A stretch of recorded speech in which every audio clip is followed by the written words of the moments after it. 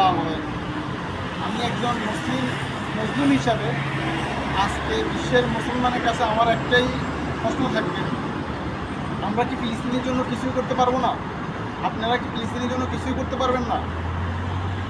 বিশ্বের মুসলিমেরা কি ফিলিস্তিনের জন্য কিছু করা যাবে না? বিশ্বের মুসলিম দেশগুলোর প্রধানেরা কি ফিলিস্তিনের জন্য কিছু করতে পারবে না? আরব মুসলিমেরা কি ফিলিস্তিনের জন্য কিছু করতে পারবে না? আরব শাসকেরা কি ফিলিস্তিনের জন্য কিছু করবে না? আরব নেতারা কি ফিলিস্তিনের জন্য কিছু করতে পারবে না?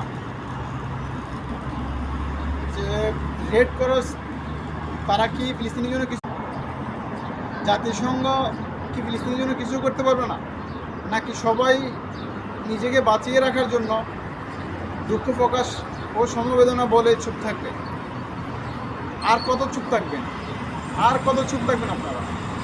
আর কত হাজার ফিলিস্তিনি মরে গেলে আপনাদের চোখ খুলবে, মুখ দিয়ে কথা বের হবে, আপনারা অস্ত্র ধরবেন, ফিলিস্তিনকে সহযোগিতা করবেন, গাজাকে সহযোগিতা করবেন? আর কত ফিলিস্তিনি মরলে, আর কত নারী পুরুষ শিশু মরলে আপনারা চোখ খুলবে আপনাদের?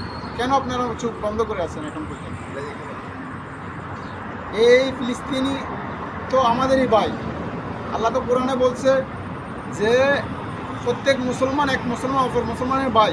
তাহলে কি আপনারা কোরআনের তর্জমা ভুলে গেছেন, না কোরআন পড়তে ভুলে গেছেন? আমার তো কিছু মনে আসে না। আমি একজন মুসলিম হিসেবে কী করবো ফিলিস্তিনিকে? আমি আমার মতো করে সমবেদনা জানাচ্ছি, দুঃখ প্রকাশ করি। প্রত্যেক ইমানদার মুসলমানের দায়িত্ব হচ্ছে ফিলিস্তিনের পাশে থাকা। আর প্রত্যেক আরব মুসলিম দেশগুলোর প্রধানেরা অবশ্যই ফিলিস্তিনের পাশে থাকা তাদের ইমানি দায়িত্ব। এবং ফিলিস্তিনিরা যে কষ্ট আছে, যে ফিলিস্তিনের উপর যে জুলুম করতেছে, তাদেরকে আপনারা অবশ্যই শায়েস্তা করা প্রয়োজন।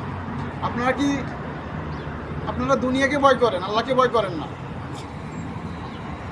তো ঠিক আছে, ভালো থাকবেন সবাই। আসলে আল্লাহ হাফেজ।